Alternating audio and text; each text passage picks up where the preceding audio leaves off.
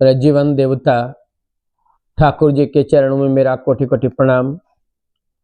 जगत जननी जगत लक्ष्मी श्री बड़ माँ के चरणों में मेरा कोटि कोटि प्रणाम। परम पूज्य पादु श्री बड़दा के चरणों में मेरा कोटि कोटि प्रणाम। परम पूज्य पादु श्री आचार्य देव दादा के चरणों में मेरा कोटि कोटि प्रणाम। परम पूज्य पादु श्री अविंद दादा के चरणों में मेरा कोटि कोटि प्रणाम एवं ठाकुर परिवार के सभी के चरणों में मेरा कोटि कोटि प्रणाम। आज इस ऑनलाइन सत्संग में जुड़े हुए सभी कर्मीगण, इष्ट प्राण दादा, माताएं, छोटे छोटे बच्चे, सभी को यथावत स्थान पर मेरा आनंदित जय गुरु प्रणाम और ढेर सारा प्यार। उत्सव का एक वातावरण चारों ओर चल रही है इस समय। आज यहाँ उत्सव, कल वहाँ उत्सव, एक उत्सवमुखी होकर चलने का अवसर प्राप्त हो रहा है।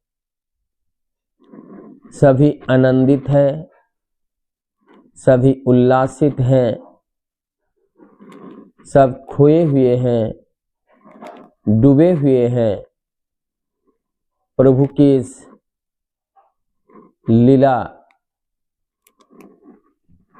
उत्सव में। विभिन्न रूप से विभिन्न जगह पर इसका आयोजन किया जा रहा है। आज सुबह से ही प्रत्येक दिन की भांति प्रार्थना, ठाकुर जी का पवित्र ग्रंथ आदि पाठ, उसके बाद ये जो भजन कीर्तन से वातावरण को मुखरित कर देता है। और खास करके जो भजन है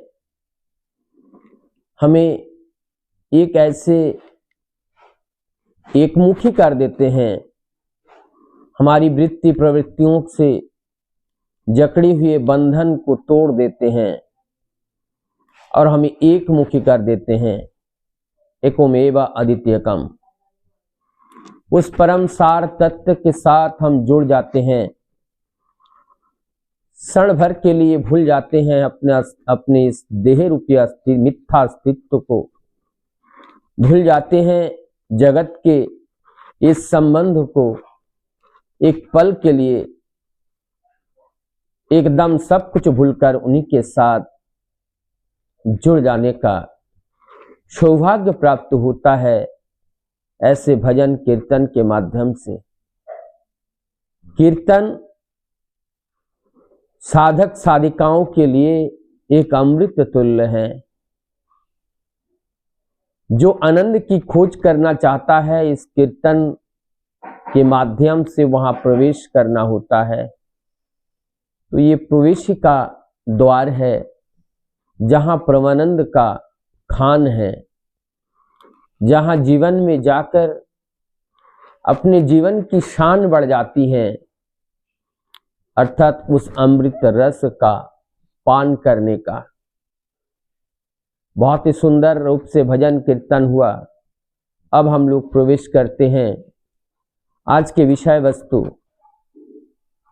इस वाणी के ऊपर 163 वाणी है और इस वाणी में एक सहज सरल बातें, जैसे पारिवारिक शिक्षा, एक होते हैं स्कूली शिक्षा, गुरुकुल शिक्षा, और एक होते हैं पारिवारिक शिक्षा। और ये पारिवारिक शिक्षा अर्थात परिवार की शिक्षा। परिवार के अंदर हर बच्चे को, हर व्यक्ति को नित्य नैमित्त रूप से सुबह उठने से लेकर रात के पुनः सोने तक या शयन अवस्था में, ये टोटल जो 24 घंटे का एक सर्किल होते हैं, 24 घंटे का एक समय काल होता है एक दिन का, इसको किस तरह से किस कार्य में अपने आप को संलिप्त रखे, जोड़ के रखे, जो प्रत्येक दिन आज से लेकर इस देह जब तक धरती पर रहेगा तब तक हमें उसे प्रयोग करना ही है।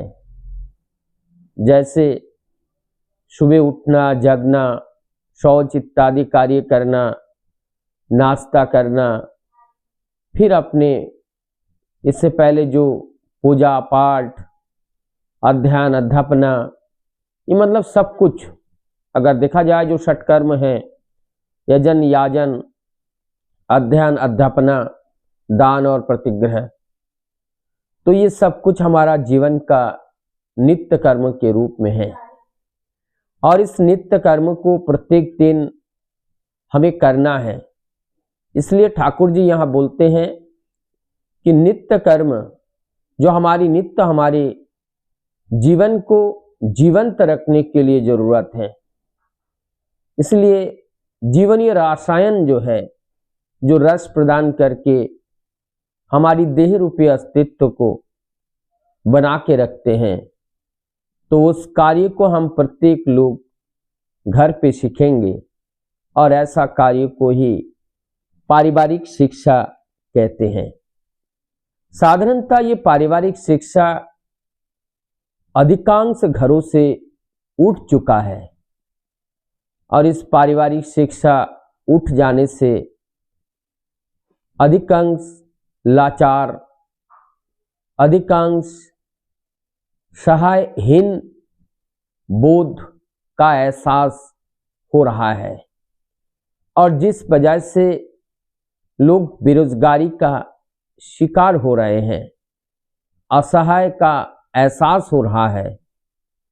इसलिए ये नित्य प्रयोजन में आने वाले जो भी हम प्रयोग में लेते हैं, उनको स्वनिर्मित करना है, उनको अपने घर में ही उनको उगाना है और उस विद्या को करने के लिए जो ज्ञान है, उस ज्ञान को सीखने के लिए अपने परिवार के अंदर छोटा छोटा टुकड़ा टुकड़ा ये विभाग के रूप में बनाना होगा। परम दयाल श्री ठाकुर जी कहते हैं, जैसे ये संसार सजा हुआ है, जैसे प्रभु ने हमारी इस देह को सजाया, कहाँ पर क्या रखना है, कितना सुनियंत्रित तरीके से सिर को कंधे के ऊपर रख दिया, क्योंकि इसमें आंख लगा है और ये सर्चलाइट अगर ऊंचे पे रहे तो नीचे सब कुछ दिखता है। ये प्रकृति का रचना है। तो ऐसे सुंदर रचना करके जो हमारे प्रत्येक अंग प्रत्यंग को उन्होंने इस शरीर के अंदर जितना सुंदर हो सके उन्होंने सजाया। जरा कल्पना कीजिए, यदि ये सिर आंख पीठ पे लगा देते नीचे की ओर तो क्या होता। दूसरी जगह लगा के देखिए कैसा लगता है। मुझे लगता है जिन्होंने जैसे भगवान ने रचना किया इस देह को, इससे सुंदर और हो नहीं सकता है। नाक को उठाकर अगर पीठ पे लगा दे या ललट पे लगा दे या हाथ के एक बाजू पे लगा दे, मुझे लगता है अच्छा नहीं लगेगा और उसके साथ साथ क्रियाविधि भी नहीं होगा। तो ये विधाता का सुंदर रचना इसलिए है कि जहां जो रखना चाहिए वहां पर वही रखा हुआ है। छोटी सी बात है, कल्पना कीजिए, एक तो केवल 2 पहिया है और वो बैलेंस होके चल रहा है। कितना कल्पनीय चीज है। किसी भी 2 पहिए का चीज को खड़ा करके दिखाइए तो कैसे खड़ा होता है। लेकिन हम दौड़ भी सकते हैं, हम चल भी सकते हैं, घंटों भर खड़े हो सकते हैं। कितना सुंदर बैलेंस है, कितना सुंदर व्यवस्था है। हमारे अंदर हार्ट है, लंग्स है, हमारी यूरिनरी ब्लैडर है, डाइजेस्टिव सिस्टम्स हैं, सारी चीज, एंडोक्राइन सिस्टम्स हैं, स्केलेटल सिस्टम्स हैं, मसल सिस्टम्स हैं, नर्वस सिस्टम्स हैं, सारे सिस्टम्स हमारे अंदर हैं। लेकिन किसी सिस्टम से किसी सिस्टम का कोई झगड़ा नहीं है। क्या प्रेम है, एक दूसरे से जुड़े हुए हैं। एक दूसरे के बिना इस देह रह नहीं सकता है।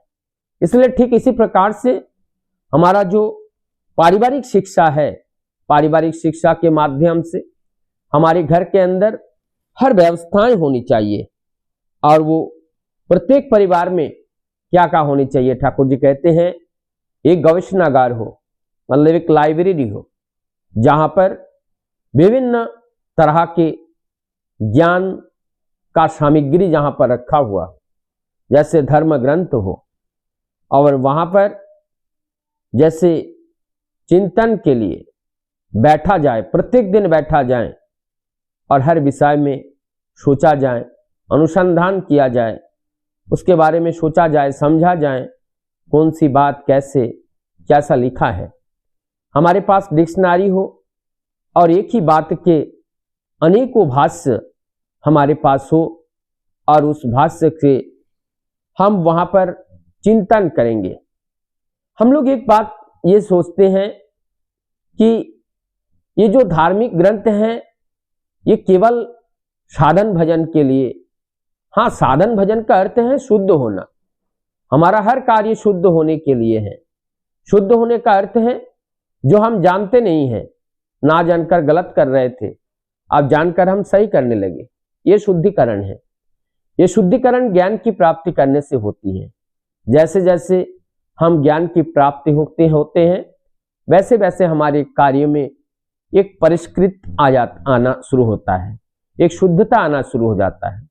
जीवन हमारा सुंदर होते हैं, सहज होता है, सरल होते हैं और उस कार्य को करते हुए हम आगे बढ़ते हैं। इसलिए जो कल्पना किया गया था जिस घर का परम दयाल ने, वहां पर एक गवेषणागार जरूर हो, ठाकुर जी की किताबें रखी हो, अनेक अनेक हमारे जो पुराण हैं, वेद हैं, इतिहास हैं और विभिन्न धर्म ग्रंथ उपनिषद है, ये सारे चीज वहां पर रखा हो और उसका ध्यान करे, उसको जाने, उसके बारे में चिंतन करे, उसके बारे में विचार करे। तो ये गवेषणागार, हमें वो रिसर्च सेंटर, हमें वो रिसर्च करना है, तो घर पे ये चीज होना चाहिए और ये शिक्षा का एक अभिन्न अंग है। हमारे घर में है क्या? अगर नहीं है तो हम आज एक लाइब्रेरी लाएंगे, एक अलमारी लाएंगे, वहां पर सजाएंगे और वहां पर रखेंगे और प्रत्येक दिन जैसे पूजा पाठ करने के लिए, ठाकुर जी के संग करने के लिए ठाकुर जी के पास बैठ के प्रेयर करते हैं। ठीक ठाकुर जी का जो जीवंत रूप होते हैं, जब वो शरीर में नहीं होते हैं, उनके द्वारा दिया हुआ जो वाणी ग्रंथ है, उनके जो मुखनिसृत वाणी है, ठाकुर जी कहते हैं वो वाणी ही स्वयं मैं हूं। जब वाणी ही स्वयं मैं हूं तो उस वाणी को हम क्यों ना आत्मसात करें, क्यों ना उनका संग करें। संग करने के लिए गवेषणागार की जरूरत है, वहां बैठने की जरूरत है, तो हम उसके चिंतन करेंगे, जानेंगे, समझेंगे और जो संस्कार अपने जीवन का करते आगे बढ़ेंगे। फिर आगे बोलते हैं शिल्पी कुटीर। इस शिल्पी कुटीर में क्या है? शिल्पी कुटीर में हम लोग बैठते हैं, चेयर की जरूरत है, टेबल की जरूरत है, तो इसको हम स्वयं इसको कैसे बनाएं, कैसे हम इसके बारे में थोड़ा जानें। इसके लिए हमारे पास जो सामग्री है, हम छोटा सा, अगर घर हमारा छोटा है तो एक बक्सा ले लेंगे, एक बक्से के अंदर हम दराती रखेंगे, दूसरा बड़ा जो भी इस्तेमाल करने वाले चीज, काटने पीटने का चीज है, आरी है और जिस समय जो चीज भी जरूरत है, फड़ुआ है, तो ये सारे चीज हम वहां पर रखेंगे। और ये छोटे छोटे कार्य के लिए जब जरूरत पड़ी, कहीं पे खुदाई करने की, फड़ुआ लेके चले गए, कहीं पे हमारा टेबल खराब हुआ, वहां पे हथौड़ा लेके आई, एक कील लगा दिए, तो वो क्या हुआ, उसमें भी जान आ गई, जो आज खराब हो जाता, जो और कुछ दिन चल करके खराब हो रहा है। यानी कि शिल्पी कुटीर की ज्ञान जब होती है तब जाकर के हमारा खर्चा कम होता है और उस वस्तु का जीवन भी बढ़ जाता है। इसलिए शिल्पी कुटीर के माध्यम से हम अपने जीवन को मेहनत करके जो अर्थ कमाते हैं, उस अर्थ को व्यय होने से भी हम रोक सकते हैं, केवल थोड़ा सा ज्ञान और बुद्धि होने से। नहीं तो ये ना होने से हमें कभी कभी बहुत बड़ा नुकसान होता है। इसलिए शिल्पी कुटीर के माध्यम से, और इस शिल्पी कुटीर में हम देखते हैं रजाई सिलते हैं, कोई मच्छरदानी सिलते हैं, कोई माँ लोग घर पे बैठ करके अपने कपड़े का बहुत सारा सामान बनाते हैं और वेस्टेज मटेरियल से सामान बनाते हैं। इससे क्या होता है, ये शिल्पी कुटीर कभी कभी परिवार को चलाने में भी सहयोग होते हैं। मान लीजिए परिवार के जो मुखिया है, किसी कारणवश वो कार्य नहीं कर पा रहे हैं, शारीरिक रूप से वो अक्षम हो गए, तो उस समय में परिवार के जो और लोग होते हैं, जो माँ लोग होते हैं, वो बाहर न जाकर के घर में रहकर इस शिल्प कुटीर के माध्यम से अपने परिवार को चला सकते हैं।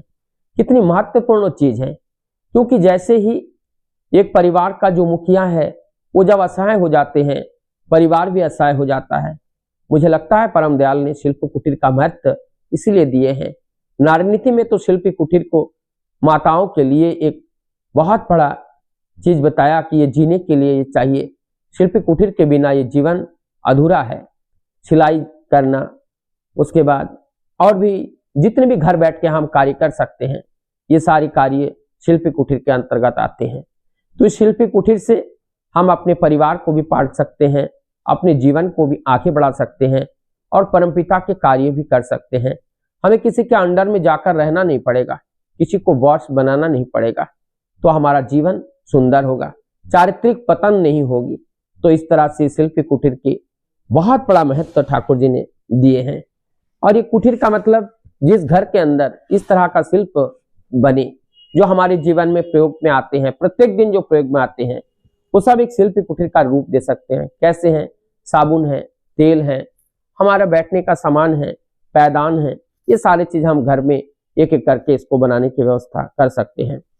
और इसमें और आगे चल के कह रहे हैं, नित्य दिन में हम लोग सुबह उठकर नाश्ता करते हैं, सब्जियां बनती हैं, ये साग सब्जी हैं और जो भी चीजें हैं, इनको हम घर पे उगाएं, उगा करके हमारे घर के बच्चों जाने कि कौन सा सब्जी कैसे उगाए जाते हैं, कैसे किया जाता है और इसको उगाने में क्या क्या होते हैं, कैसे इसका बीज होते हैं, कैसे फल होता है, इसका तना खाया जाता है या जड़ खाया जाता है या फल खाया जाता है, और इस खाने से हमारी क्या क्या लाभ होती हैं।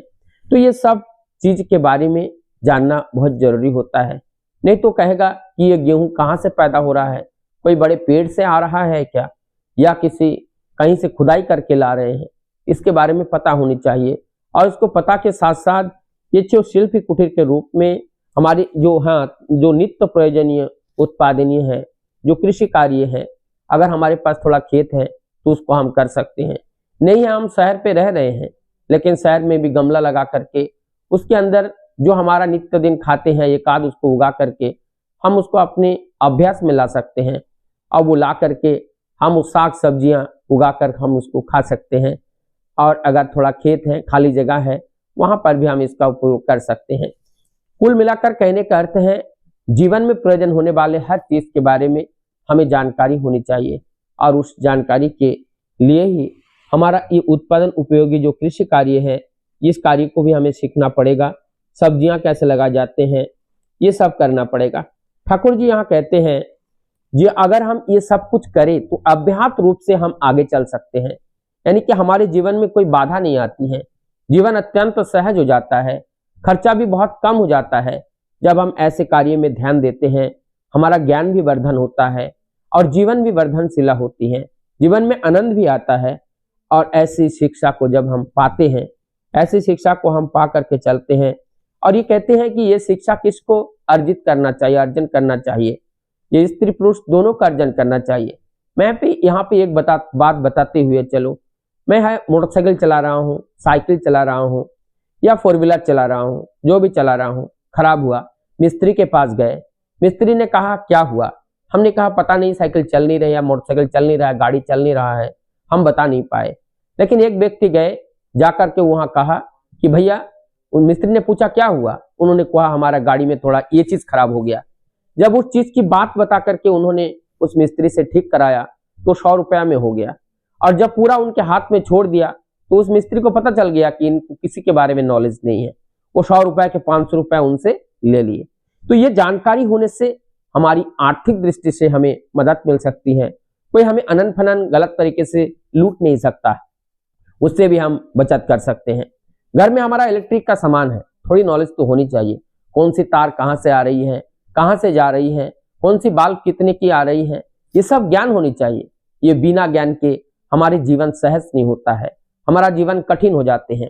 तो ये पारिवारिक के जीवन है, इस जीवन को चलाने के लिए हर चीज का ज्ञान होना चाहिए। ठाकुर जी ये कहना चाह रहे हैं कि जो हमारे इस पारिवारिक जीवन में और प्रत्येक परिवार में हो, इस तरह का डिपार्टमेंट प्रत्येक परिवार में हो, इस तरह का चिंतन, इस तरह का विषय हर जगह हो सकते हैं।